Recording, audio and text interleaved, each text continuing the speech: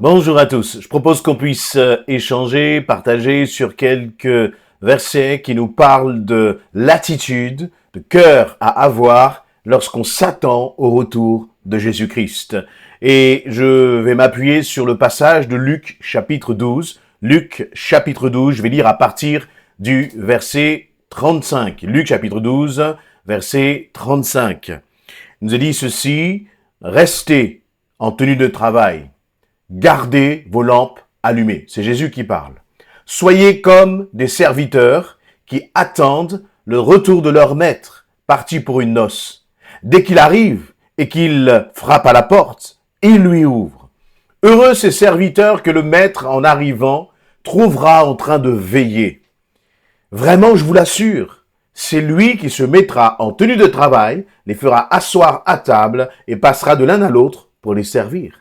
Peu importe que le maître rentre à minuit ou vers 3 heures du matin, heureux ces serviteurs qu'il trouvera ainsi vigilants. Vous le savez bien, si le maître de maison savait à quel moment le voleur va venir, il ne le laisserait pas pénétrer dans sa maison. Vous aussi, tenez-vous prêts, car c'est à un moment que vous n'auriez pas imaginé que le Fils de l'homme viendra. Que le Fils de l'homme viendra. Jésus, dans ce passage, est en train de nous avertir. Il est en train de nous sensibiliser sur la façon dont nous devons vivre en tant qu'enfants de Dieu, non seulement en tant qu'enfants de Dieu, mais en tant qu'enfants de Dieu qui est en attente du retour de Jésus-Christ. Quand on est en attente de quelque chose et qu'on a cette conviction que cette chose va arriver, eh bien, cela va influencer, cela va façonner notre attitude dans l'attente. Prenons un exemple. Imaginons qu'un enfant, par exemple, parce que ses parents se sont absentés quelques instants pour une obligation quelconque, l'enfant est seul à la maison et il est en bas âge. Laissez-moi vous dire que dans de telles situations, l'enfant va être sensible au moindre pas dans les escaliers. Il va être sensible même à la voiture qui est peut-être en train de se garer, au bruit de la voiture qui est en train de se garer. Pourquoi? Eh bien, parce qu'il est en attente du retour de son papa, de sa maman, parce que il attend cela avec impatience. Et même, parfois, et c'est un peu, je l'ai vécu étant enfant, et les parents devaient aller travailler, on n'avait personne forcément pour nous garder à chaque instant, chaque moment. Eh bien, nous attendions avec impatience leur retour. Parce que, eh bien, il y avait certaines peurs, on était en bas âge, on était jeunes, et donc on attendait vivement que papa, maman rentrent à la maison. Et donc, toute pendant notre attitude, pendant leur absence, notre attente conditionnait notre attitude. Et là, en tant qu'enfant de Dieu, tu es venu vers Christ, tu as donné ta vie à Christ. Tu es passé par les eaux du baptême. Peut-être même que tu as servi le Seigneur, tu t'es engagé. Mais aujourd'hui, est-ce que ton attitude est une attitude de quelqu'un qui est en attente du retour de Jésus-Christ?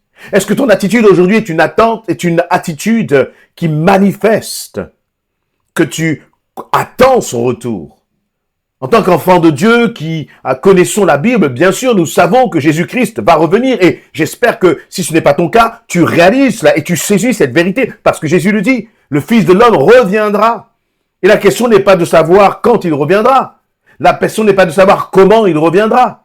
Mais la question qui se pose, c'est est-ce que toi et moi, nous serons prêts quand il reviendra? Parce qu'il n'y aura pas de retour, il n'y aura pas de retour après cela. Ce sera l'unique et le dernier retour de Jésus-Christ. Et c'est pour cela que nous devons nous préparer activement. Et ce que Jésus va donner dans cette parabole, ce sont des exemples. Il va dire, eh bien, voilà, c'est comme un maître qui est parti pour une noce. Et puis, il va revenir de sa noce. Il va revenir chez lui. Et lorsqu'il va revenir, il va frapper à la porte. Et le bon serviteur, ce sont les serviteurs qui, à peine que le maître a touché la porte de la porte, ils sont déjà prêts, ils sont déjà là, parce qu'ils étaient dans l'attente. Et comme ils ne savent pas à quelle heure le maître va revenir, leur attitude peut être de deux sortes. Soit ils sont négligents, soit ils sont dans une sorte de forme de paresse, soit ils se disent, bon, de toute façon, on verra bien lorsqu'il arrivera, ou au contraire, parce que comme ils ne savent pas quel moment il arrivera, eh bien, ils sont plutôt dans une attitude d'attention, de vigilance spirituelle. Et le retour de Jésus-Christ, eh bien, pour le retour du Maître pour ses serviteurs vigilants, sera un retour de joie. Pour les autres, il sera un retour de tristesse.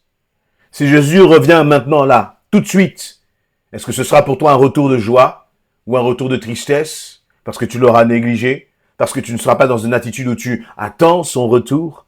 Et cette attitude d'attente du retour du Maître, ce n'est pas une attitude de peur, de crainte, mais c'est une attitude de joie parce qu'on s'est préparé à cette rencontre.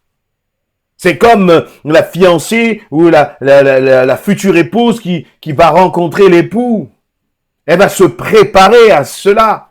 Et il y a tout un travail de préparation, mais ce travail de préparation pour avoir la belle robe, peut-être pour essayer de faire en sorte que avoir le joli maquillage, la jolie coiffure, ça peut pas se prendre des heures parfois, mais parce qu'elle sait qu'il y a une rencontre là, qui se prépare, eh bien, elle ne va rien négliger, même dans les moindres détails. Si nous sommes capables de nous préparer pour ce type d'événements qui ont leur valeur en soi, mais qui est sans commune mesure avec le retour de Jésus-Christ, à combien plus forte raison toi et moi, nous devons nous préparer sérieusement au retour de Jésus-Christ. Parfois, nous sommes tellement englués, nous sommes nous croulons sous les problèmes, les difficultés de ce monde. Nous ne voyons plus très très loin, nous regardons en bas ce qui est terrestre, alors que nous devons nous préparer pour ce qui est céleste. C'est ça qui est le plus important. Et le céleste n'empêche pas le terrestre, bien-aimé. Et je crois même que le céleste préparé pour le retour de Jésus-Christ, c'est ce qui va te rendre sage pour les choses de ce monde. C'est ce qui va te permettre finalement de faire des arbitrages, là où tu passes ton temps, là où tu mets toute ton énergie, là où tu mets tes priorités. Est-ce que tes priorités sont en alignement avec la préparation du royaume, du retour de Jésus-Christ? Si tu passes ton temps à t'épuiser à des choses qui sont futiles et passagères, plutôt que d'investir pour le ciel. Lorsque je parle d'investir pour le ciel, c'est, se préoccuper du royaume de Dieu, œuvrer pour le royaume de Dieu, mettre ses dons, ses talents pour l'avancement du royaume de Dieu. Là, c'est quelqu'un où l'on sait à travers ses choix, à travers ses arbitrages, que cette personne est bien consciente du retour de Jésus-Christ et qu'elle s'y prépare sérieusement. Vous savez, si nous regardons encore une fois aujourd'hui, la façon dont nous vivons dans notre quotidien, c'est très révélateur. C'est très révélateur de, est-ce que nous sommes des hommes et des femmes, des chrétiens, qui sont encore en attente? Ou est-ce que nous sommes des hommes et des femmes, des chrétiens, qui nous préoccupons finalement de notre bien-être ici-bas, sans jamais regarder plus loin? Parce que tout cela, ça va disparaître. Tout cela, ça va disparaître. Dans un monde où finalement, il y a une sorte de chaos quand même. On entend parler de guerre et de bruit de guerre. Et lorsqu'on entend parler de guerre quelque part, tout de suite derrière, il y a un bruit de guerre dans un autre pays, sur un autre continent, et ça ne s'arrête pas, ça ne cesse pas. Au moment où je vous parle là, on est en plein été en France et on entend parler d'incendies de forêt qui ravagent les forêts, mais qui ravagent aussi les maisons. Et vous entendez le témoignage de ces gens qui ont passé toute leur vie à investir dans une maison et en un instant, tout cela a disparu. Ça ne veut pas dire qu'on ne doit pas investir dans sa maison, bien sûr. Mais je crois qu'on doit investir encore plus et se préparer au retour de Jésus-Christ.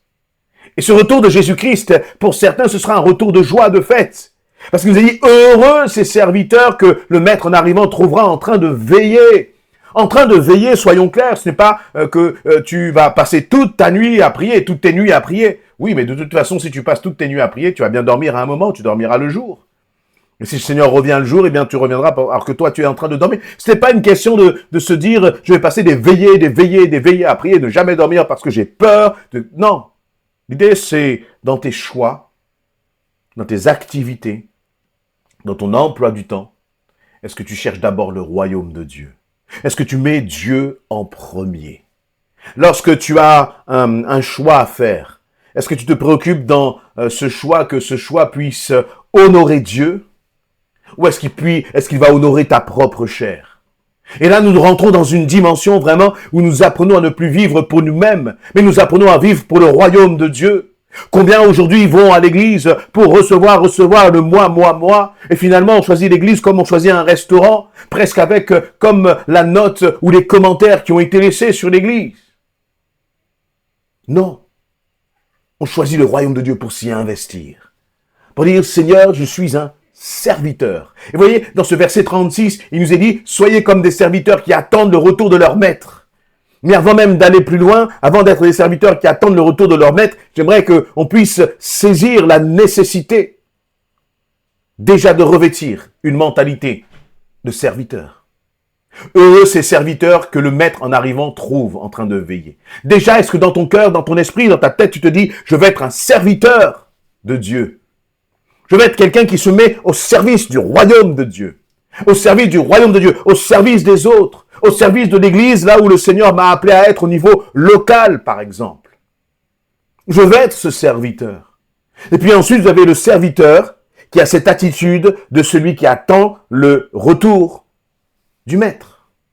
Serviteur, maître, et un serviteur qui est heureux de servir son maître et qui l'attend. Dis-moi, dans tes activités, dans tes loisirs, dans tes occupations, dans tes préoccupations même, où est la place de Dieu? Et si, eh bien, tu te rends compte à travers ces paroles que tu as négligé le Seigneur, ne te condamne pas, mais au contraire, réagis, change les choses, commence à remettre Dieu au centre, commence à dire, Seigneur, le jour de ton retour, je veux que ce soit pour moi un jour de joie, un jour de réjouissance, un jour où je rentre là dans la maison du Père. Mais pour entrer dans la maison du Père, ça va être réservé à ceux qui l'attendent sérieusement. Ce monde a pour notre environnement, notre société, va tout faire pour te distraire, pour te dérouter, de détourner de l'essentiel, avec toutes sortes d'activités, même des activités qui sont louables. Mais on peut faire beaucoup d'activités louables sans que Dieu soit dans ces activités. Nous ne sommes pas du monde, bien-aimés. Le monde peut chercher des activités qui sont légitimes, louables. Mais nous, ce qui nous intéresse comme activité, c'est quelle activité va servir mon maître. Parce que je travaille pour le retour de mon maître. On n'est pas, dans un club vacances, bien-aimés, en attendant tranquillement et en sirotant un bon cocktail. Non, nous avons été sauvés à un grand prix. Jésus-Christ a donné sa vie pour nous. Il n'a pas, il n'a pas lésiné sur les moyens. C'est sa propre vie qu'il a donnée. Et maintenant, le Maître attend de toi et de moi que nous puissions être ses serviteurs. Ces serviteurs qui l'attendent et qui disons, Seigneur, merci pour le souffle de vie. Merci parce que tu m'as donné, tu m'as offert l'éternité. Et en retour, je veux être cet homme, cette femme qui se prépare. Parce qu'il y a un moment où la trompette, va sonner, va retentir. Et les rachetés là vont être enlevés, bien-aimés. Seuls ceux qui se seront préparés à son retour. Amen.